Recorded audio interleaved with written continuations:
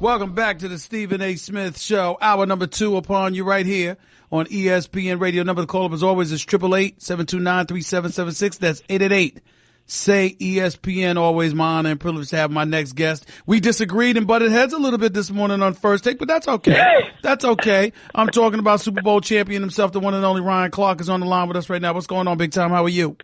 Oh, nothing much, man. You just felt like disagreeing with me. You know, I think you came in this morning with the mindset, I'm not going to agree with anything that Ryan says, no matter how right he is, and it's okay. Well, I wouldn't go that far. I usually do have that attitude with Max Kellerman because no matter how intellectual he sounds, he doesn't know what the hell he's talking about, and half the time, neither do us. We don't know what the hell he's talking about. But in the case of you, we can't say such a thing. But Ryan Clark, I got to ask you this question. Let's get to the big game that is the Jaguars versus the New England Patriots. We can walk away with this imagery of Tom Brady. Tom and his greatness comes shining through yet again. What resonates with me is that, obviously, but it's also a Jacksonville Jaguars defense ranked number 2 in yards, number 2 in points allowed, number 1 against the rush that couldn't close the deal. What happened? The Patriots made the necessary plays and necessary adjustments. If you look at the Jacksonville Jaguars, they expected to come out in the second half and do exactly what they did in the first, which is why they took a knee right before the half, because they expected to get the ball first, come out and get things moving. The Patriots made an adjustment where they dogged the back, which meant on the play action pass, they rushed the passer. And so they allowed their defensive backs to not only not have to cover as long, but to play a little more press man, be in the face of the wide receivers. The Jags never made an adjustment. Their adjustment was to just give the ball to Leonard Fournette against a packed box. And so now you go to the other side, you lose Gronkowski. So you have to find somebody else to make plays. Danny Amendola owned the middle of the field against the Jacksonville Jaguars with the quick crossers, with the running the back line in the back of the end zone when Tom Brady hits him on the second touchdown. He made the plays offensively. Now you go defensively. James Harrison with the big sack. Stephon Gilmore with a heck of a play on the ball that Max Kellerman is saying was underthrown, but you're talking about a guy chasing a player from the right side of the field to the left sideline, getting air and making the one-hand pass deflection. Now, you have a chance as the Jacksonville Jaguars, Stephen A., on 3rd and 9 to get the ball back. You know the New England Patriots want to run the ball to make you use your last time out, and you give up 18 yards because the Patriots, they make blocks, they get to the second level, but when you're the second-ranked defense in the NFL, when you're the guys that are saying, you know, you're going to be playing in the Super Bowl and you're going to win it, you have to make that play, you have to make that stop and give Blake Bortles a chance, and they just didn't do it. Well, it's interesting because you brought up how Danny Amendola owed the middle of the field. Basically, what you explained earlier, Gronkowski goes down. You know with the corners that Jacksonville has, New England and their personnel on the outside, that wasn't going to work for New England, so they were going to have to attack the middle of the field. How do you let Amendola do what he ended up doing if you're Jacksonville's elite defense? I think, you know, it's a matter of play call. It's a matter of understanding how you'll be attacked. You have to know that they won't go at Ramsey on the outside. They won't go at Boye on the outside. They're going to use the middle of the field, not only because you're so good as Jacksonville at the corner, but where is the player that Tom Brady is most comfortable with? He's on the inside, and Danny Amendola once Gronk is out. And they utilized everything they could to make sure the middle of the field was open, whether it was James White vacating out of the backfield, Tom Brady using his eyes to get Miles Jack to come off, to get Telvin Smith to extend a little bit so you hit Danny Amendola for 18 yards across the middle on a 3rd and 18. They did everything correct, and Jacksonville never had an adjustment off of it because of the play design of Josh McDaniels and the New England Patriots. And when you're put together the way the Jacksonville Jaguars are, through the draft and through free agency, you have to commend them. But those players didn't make the plays in the fourth quarter that they're expected to make because of their talent and also because of what they put on film throughout the year. We're talking to Ryan Clark right here with Stephen A. on ESPN Radio. Let's get into the NFC Championship game and what we witnessed. You want to give the Eagles all the credit in the world. I'm certainly not trying to take anything away from them. Nick Foles was absolutely sensational, but I'm seeing a 53-yard touchdown to Alshon Jeffrey where he was wide open. I'm seeing a Torrey Smith scoring the flea flicker. I'm seeing Zach Ertz with a 36-yard pass scampering down the left sideline. These are things that I did not see the Minnesota Vikings give up all year long, with the exception of one play. All year long, we didn't see this from the Minnesota Vikings, but it happened last night at Lincoln Financial Field in Philadelphia. How do you explain that? I think the Minnesota Vikings pressed a little bit when they got behind, but if you look at the play design and the way that chronologically the plays were called by Doug Peterson, he goes up top to Torrey Smith early on a drop on Trey Waynes, which is obviously a guy they seem to want to target throughout the night. He gets the drop, but he stays with it. Then you go to some RPOs, getting the ball, run pass options, getting the ball out of Nick Foles' hands very quickly. Then you come with the double moves. You see the dig and go by Alshon Jeffrey when he beats Terrence Newman. Nick Foles makes room in the pocket, throws a strike down the field. Also the flea flicker to Torrey Smith. You watch Trey Waynes. He looks in the backfield. He stops. Torrey Smith takes off. It's a dime by Nick Foles. The Minnesota Vikings come into this game expecting to win, thinking they're the better team, talking about being a team of destiny. Well, after you go down and score, you're feeling really good. You drive right down the field, and Chris Long makes an amazing play. Patrick Robinson gets the interception, gets the pick six, and you see the momentum in the stadium change. Stephen A., you were there. I'm sure you could hear that roar for miles and miles away from that stadium. And the game changed on that play. And after that, Doug Peterson got rolling, the Eagles got rolling, the fans got involved, and the Minnesota Vikings had a look of bewilderment, a look of not being able to figure out how to stop this avalanche of the Philadelphia Eagles. And you have to give the Eagles credit for their preparation, their ability to stick to the game plan, but also the ability to execute. How good do you feel this Philadelphia Eagles defense is? Because this isn't Case Keenum that they're going to be going up against in the Super Bowl. It's going to be Tom Brady. You know, I'm still nervous. And here's why I say that. Nervous for who? For the Philadelphia Eagles. Okay. Here's why I say that.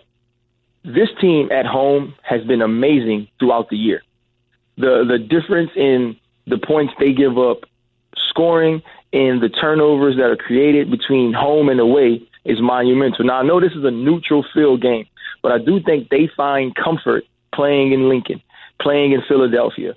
And if you look at Seattle, Los Angeles, New York Giants, down the stretch, away from Philadelphia, this team didn't play very well. They didn't play very well outside the numbers at the corner position. They didn't rush the passer extremely well. And now you go against Tom Brady. You don't have the comforts of being in your home stadium. Will these guys step up? Will they make the plays necessary as we've seen them do the last 2 weeks of the playoffs? And I need to see them go out and do it. How this game starts early on, how they match up with Gronk, whether he split out, with Hogan, with Cooks, how the corners do. Do they get pressure on Tom Brady? Do they move him off of his spot? What happens in the first quarter will tell the tale of this game, because we know if you take the Patriots into deep water, there's enough people on that defensive line of rotation that they won't get tired like the Atlanta Falcons. But if you lose it early, if you can't stay close early, this game could be a blowout. If New England were to lose to the Philadelphia Eagles in Super Bowl 52, what would be the reason in your estimation? Prognosticating, looking ahead.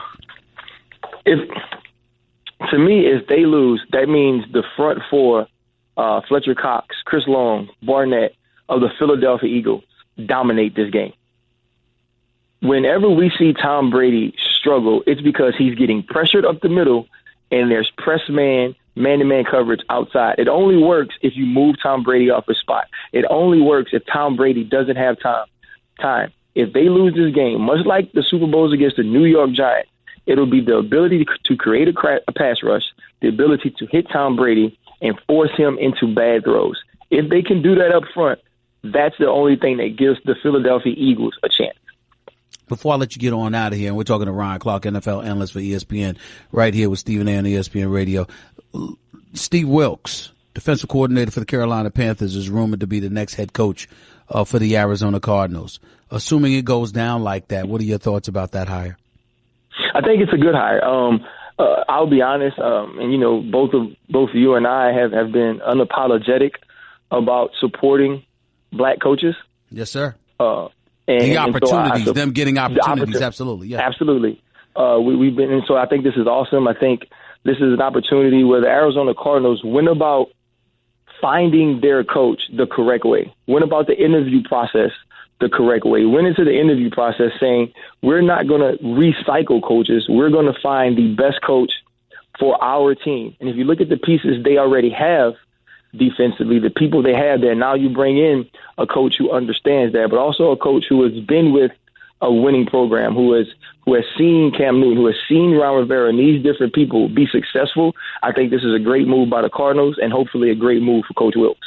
Thanks a lot, buddy. Continue the great work. I'll see you soon, probably on NFL Live today, right? Yes, sir. All right. Keep it going, my man. Thank you so much. Have a good one. All right, my man. The one and only Ryan Clark right here with Stephen A. on ESPN Radio. Number to call, as always, is 888-729-3776. That's 888-SAY-ESPN. Still lots to get into in regards to the AFC and NFC championship game. Super Bowl 52, the New England Patriots rematch against the Philadelphia Eagles dating back to 2004 when they both met in Jacksonville. You know, when Donovan McNabb was out on the field doing well, but still throwing up in the process. And Terrell Owens on one leg was balling better than anybody, but the Eagles still managed to lose. What's going to happen in this upcoming Super Bowl? It's too early to make predictions, but that shouldn't stop anybody from giving you your initial thoughts about this. So we'll get into that, plus some more NBA stuff. LeBron and the Cavs, a world of trouble. The Golden State Warriors, are they in some trouble in light of what we're seeing from the Houston Rockets? So much NBA stuff to get into as well. And obviously NFL with Super Bowl 52. Now we know who's playing against one another. You are listening live to the Stephen A. Smith Show, ESPN Radio. Attention shoppers, clean up on aisle 14. Clean up on aisle 14. Someone dropped a jar of pickles. Pickles. Kosher pickles. Beatboxing at a big box store. Surprising. What's not surprising? How much you could save by switching to Geico. A red minivan has the lights on in the parking lot. Geico. 15 minutes could save you 15% or more. Geico. You're listening to the Stephen A. Smith Show podcast. ESPN Radio is presented by Progressive's Home Insurance. Get your quote at progressive.com today. Welcome back to the Stephen A. Smith Show right here on ESPN Radio. Number to call as always is 888-729-3776. That's 888-SAY-ESPN. It's time for Straight Talk, brought to you by Straight Talk Wireless. Best phones, best networks. No contracts. Look, you know, I watched the Golden State Warriors, the reigning defending NBA champions, go up against the Houston Rockets Saturday night. And I must confess to you, I got real excited to see CP3 and James Harden. You got to remember, James Harden, just a game earlier, had come back from a 7-game absence. He was on a minutes restriction, 30 minutes. I loved watching D'Antoni say, damn that. We trying to win this game. And with 4 minutes left, put James Harden right back up in there. I loved that. And that big shot he hit over Steph Curry, it is what it is because James Harden is a superstar. It's just that simple. But the thing about it is watching CP3 play the way that he's played, I don't know about anybody else, but Chris Paul's an MVP candidate to me. When you look at the way Houston is balling, and you look at what the Clippers are without him, and you look at how Houston seems fit to go up against the Golden State Warriors, Golden State's still a favorite. I still don't see Golden State losing a series to the Houston Rockets, but I must admit I am intrigued. I can't front with that. I'm definitely intrigued. I can't omit that. I can't dismiss that. I'm definitely intrigued. It's important to point that out. But on First Take this morning with my man Max Kellerman, one of the questions that we asked was whether or not the Golden State Warriors or the Cleveland Cavaliers, which team was in more trouble. Max said Golden State because he considers Houston to be that big of a threat. I'm an OKC guy, but I'm not dismissing Houston either. I think the problem with OKC is their bench. That starting five, I think they'd be hell for Golden State. I really do. But you need to rest at some point. And the Raymond Feltons and Pattersons of the world and others, they got to be able to come through for you. And I'm not sure they can.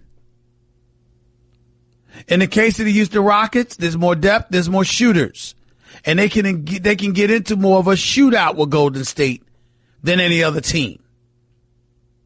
San Antonio, I don't know what the hell is going on with them right now, other than to say that Kawhi Leonard is an upstanding citizen, and the Spurs are a first-class organization. I'm not trying to cast any aspersions on anybody. But it doesn't look good when a player is complaining about the treatment he's receiving because he's basically claiming he doesn't trust your medical staff. That doesn't look good. But it's not often that we hear complaint about the San Antonio Spurs. And I can't think of a coach who's more protective of his players and their well-being than Greg Popovich. So you're not about to hear me cast any aspersions on the San Antonio Spurs. It's just not going to happen. You got to show me evidence. Other than that, I'm going to give them the benefit of the doubt. They've earned it. But Kawhi Leonard earns it too. That's why we need to just mind our business and let's see it play out. Because this is an injury. We don't know. But getting back to the comparisons, I would tell you that the Cleveland Cavaliers are in a world of trouble. Now, let me be very, very clear, because I did Final Take today on ESPN's First Take. And I wanted my producers to play the Final Take for you before I really tell you what I'm trying to say.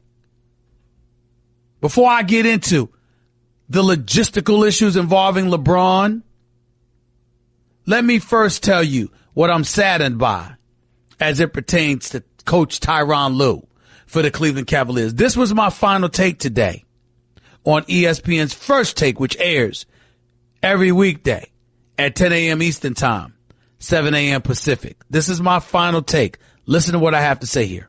Shocking news to report. LeBron James is not responsible for everything. He isn't responsible for the cold weather in the Northeast. He isn't responsible for some meteorite that appeared in Michigan just a few days ago. And he damn sure isn't responsible for the vitriol and diminished ratings that's been aimed in the direction of the NFL, courtesy of Colin Kaepernick's protest during the national anthem. But here is what LeBron James does harbor some responsibility for: the future of Tyronn Lue as coach of the Cleveland Cavaliers. Forget all the stats, the numbers, the visual displays that prove LeBron James is the best in the world. And please, please, please forget for a moment his generosity and social consciousness that makes him undoubtedly the preeminent role model in the entire world of sports, as far as I'm concerned. For a moment, remember instead that LeBron James is the self-proclaimed leader of a franchise that's been to 3 straight NBA Finals, who watched with virtual nonchalance as his marquee sidekick Kyrie Irving successfully demanded his way out of Cleveland, and that it is LeBron James who finds himself on a different page with owner Dan Gilbert, yet again, leaving the careers of others mired in stagnation. What exactly is Coach Tyronn Lue supposed to do with this bunch?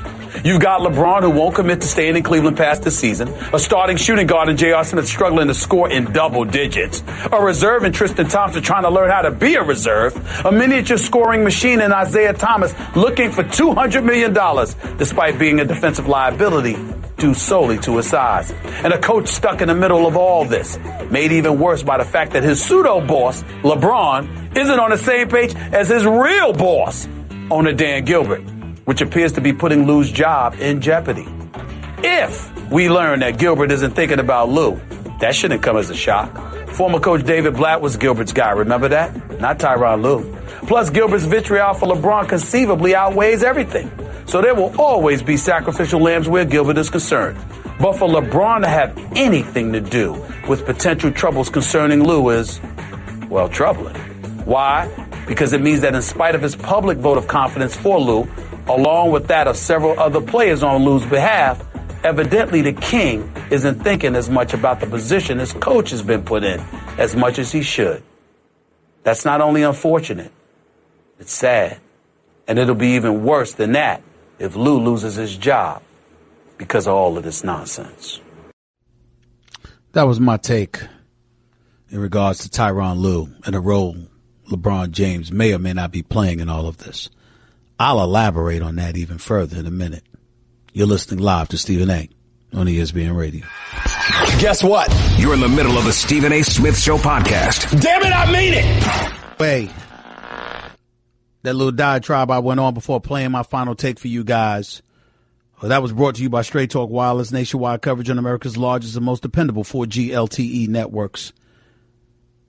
And before I get back into my point, I want to ask you all a question, or basically tell you something that you need to know. Get the feeling of being rewarded with gold status at Shell with the Fuel Rewards program. Download the Fuel Rewards app. Join and start saving 5 cents a gallon today. You're listening live to the Stephen A. Smith Show right here on ESPN Radio, 888-729-3776. That's 888-SAY-ESPN. I played that final take for you because that's going to be the fallout potentially for Tyronn Lue because of what's transpiring with the Cleveland Cavaliers. I believe they've lost 9 of their last 12 games. 2 of their 3 wins came against the Orlando Magic, which isn't knocking anybody's socks off, obviously. And it's shaking the team more than anything in recent memory. If you go to NBA.com right now, look at my man David Aldridge, my buddy David Aldridge, for years has done an outstanding job covering the National Basketball Association. He speaks, you should listen. He knows what the hell he's talking about. He's got an article on NBA.com right now. It says, pick in Cleveland Cavaliers pocket makes trade possible and other things murky. Essentially that, if you remember with the Kyrie Irving trade, Cleveland sent Kyrie Irving to Boston. In exchange, they got Isaiah Thomas, Jay Crowder, Ante Cizic, a 2020 second rounder, and the 2018 first round pick from Brooklyn. It's unprotected, which means the more Brooklyn wins, the less valuable it probably makes the pick. See, what happens is this. Kobe Altman is a rookie general manager for the Cleveland Cavaliers. And if he wants to make a move to improve the team, he needs to give up that 2018 first round pick. The problem with that is he's got to get the approval of Dan Gilbert. Dan Gilbert, while not impossible and resolute in his unwillingness to let go of the pick, rather, he's not resolute with that. The point is, he's relatively defiant because his mentality is, why should I do a damn thing for LeBron James? This is what's going on in Cleveland. LeBron James is the greatest player in the world, who's been 8 straight NBA finals. LeBron James spoke to Dan Gilbert before the season began, when the Cleveland Cavaliers were interested in entertaining Kyrie's demands to be traded. LeBron told Dan Gilbert he wants to stay with the troops that we have. He's ready to go to war with them. He spoke out against letting go of Kyrie. Dan Gilbert wasn't trying to hear it because Dan Gilbert in exchange asked LeBron James, are you willing to commit to the next 3 to 5 years? And LeBron was not willing to commit. So Dan Gilbert said, damn that. If that's the case, we're going to fall apart anyway. So let me use some assets that we have available to us and go from there. And that's what he used Kyrie for, to get what he got in Isaiah, in Crowder, in Cizic, in a 2020 second rounder, and in the unprotected first round pick from Brooklyn for this coming June. And the reason why you see Gilbert playing hardball, and the reason why I wrote the final take that I wrote, is because Tyronn Lue is stuck in the middle of this garbage. So is Kobe Altman, the general manager. Kobe Altman is a rookie GM. He's a rookie GM. You got the best player in the world on one side and the man that cuts your checks on another. Say what you want about Dan Gilbert, but you can't say he doesn't cut the check. The man has given LeBron everything LeBron has asked for, with the exception of what transpired this summer with Kyrie. And the reason he didn't capitulate to LeBron's wishes with Kyrie is because LeBron would not commit. Now, LeBron is not wrong for not committing. It's his future and it's his life. And he steps on the court every day and shows you he's the best in the world. So we get that part. But the flip side to it is that LeBron is concerned about his future. And it's had a contagious effect on the rest of the team. Because while LeBron is worth over $500 million, and while LeBron has money out the wazoo, and while LeBron is set for generations and has all the power in the world as a professional athlete, there's a bevy of others with no such luck. J.R. Smith can't score in double digits barely to save his life. He's your starting shooting guard. Because he was perplexed and a bit chagrined that he was relegated to the bench once D. Wade arrived. Took him a little while to get over that. Still hasn't found his shot.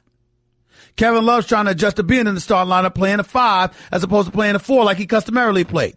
Tristan Thompson is still is a reserve, still trying to learn how to be a reserve because he never had to be a reserve before. Plus, he's with a Kardashian. Make of that what you will.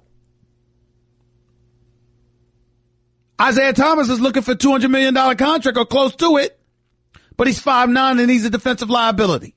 And if you didn't know that before, you damn sure know it after Saturday night. Now, I hope he gets paid because the brother could play, and he deserves money because he's been underpaid for years. But we all know how this works. They use an excuse to lowball you, and they'll have some for him this summer. And then, of course, you got a situation where you got all of that going on and Tyronn Lue stuck in the middle. Because all of those different agendas are things that he has to maneuver through while still answering to a pseudo boss in LeBron and a real boss in Dan Gilbert who cuts the checks. And LeBron coming out, well, he supports Tyronn Lue. Oh, whatever. And I'm not questioning that he supports him because I know he does. I'm just saying it means nothing because it's not going to stop Gilbert from doing what Gilbert wants to do. And I sincerely doubt that LeBron James is going to cut a check for Tyronn Lue, paying him what Gilbert's paying him. So what you really, really need is for LeBron and Gilbert to get on the same page, but it doesn't seem like that's possible unless LeBron is willing to commit to Cleveland for years to come, which he clearly is not willing to do.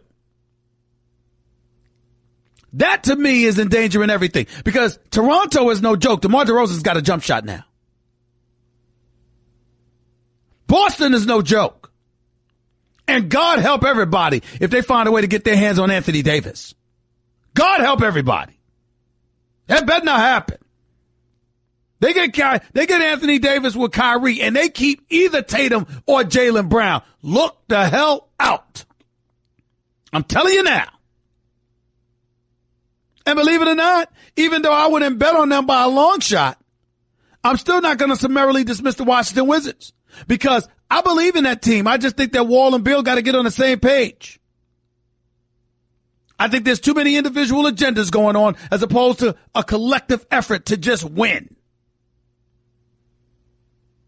But when you are as dysfunctional as the Cleveland Cavaliers have appeared, hell, anybody could beat you at that point. And that's what we're witnessing right now. 888-SAY-ESPN. That's 888-729-3776. Your calls to close out the show in a minute. You're listening live to Stephen A. on ESPN Radio. Guess what? You're in the middle of the Stephen A. Smith Show podcast. Damn it, I mean it. That's right. That's right. 1-800-Flowers.com always has something to surprise her. Right now, when you order a dozen multicolored roses for only $29.99, you'll get another dozen absolutely free. Plus a vase absolutely free. To order, go to 1-800-Flowers.com/ESPN. ESPN Radio is also presented by Progressive Insurance. Protecting your small business is a big deal. Cover what you've worked so hard for. Visit ProgressiveCommercial.com. 48 minutes past hour number 2 back here in the Stephen A. Smith Show, ESPN Radio. Before we get on out of here, let's get to the calls real quick, please. Let's go to Mike in Cali. You're live with Stephen A. Go ahead real quick, Mike. What's going on, Stephen A? How you doing, man? I'm good. Go ahead, buddy. Well, I got to agree with you on the whole Cavaliers situation real quick.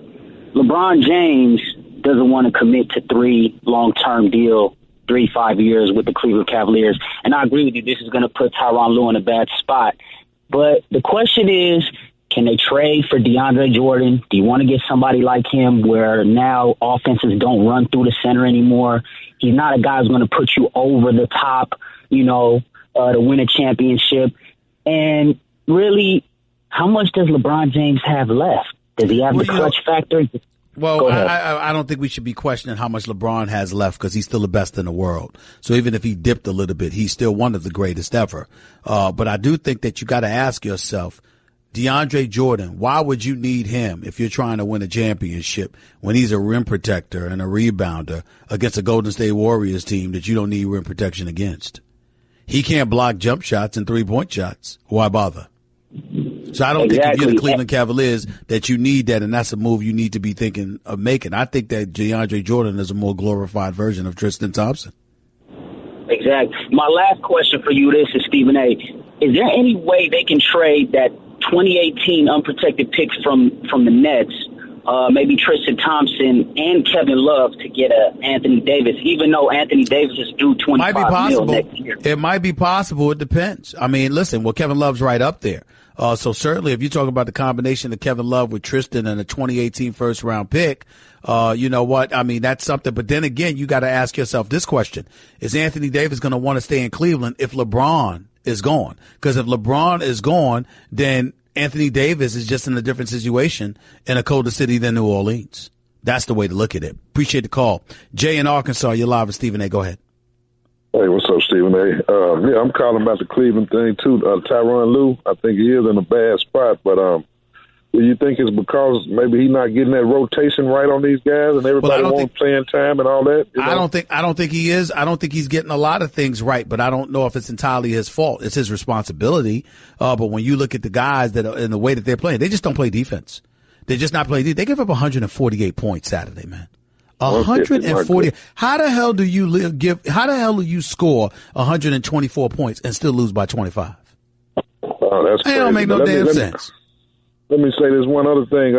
Was that a weak move that he showed? Like, you know, when Wade had to go to him and tell him, "Hey, I go back to the bench," rather than saying, "Hey, this is how I want it. Do it like this." We don't know. We don't know the particulars of that. It could be perceived that way. It might be accurate, but we don't know the particulars about that. You know, for me personally, Dwayne Wade should have arrived and been coming off the bench to begin with for this reason above all else. Certainly he's a future Hall of Famer. D. Wade is one of the great players we've seen in the game of basketball. But he's also a consummate professional who could adjust to any scenario. The fact is, J.R. Smith was not.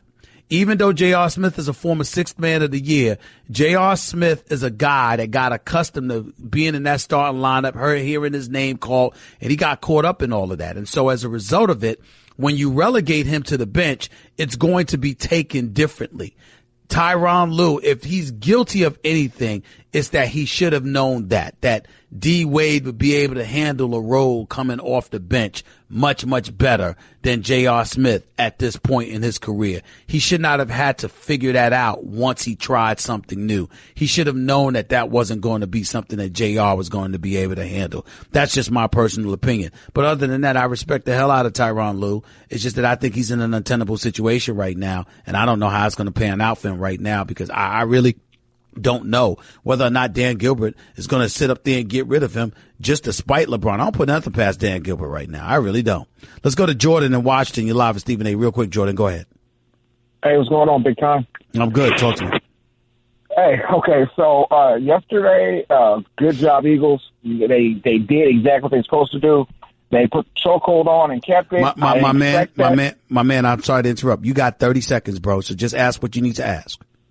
Because I got to get out of here. And then Tom Brady, he's as great as he is, so that would be awesome. And one more thing. 13 years ago, when the Eagles played the Patriots, my baby girl was born. She is now 13. She turned 13 yesterday. Is there any way you can give her a shout-out birthday for me? What's her name? Her name is Matea. Her name is Mutea? No, Matea. M-A-T-A-Y-A. Matea. Matea, happy birthday. Happy birthday, Matea. I hope you're a beautiful young lady. I know you are, and I know you listen to your daddy. It's a special daddy that's going to call up on a national radio show to ask me to give a shout-out to you when he didn't know what I would say. So that's a brave, brave man. But you know something? Your daddy does know this. Stevie A love the kids. Stevie A definitely love the kids.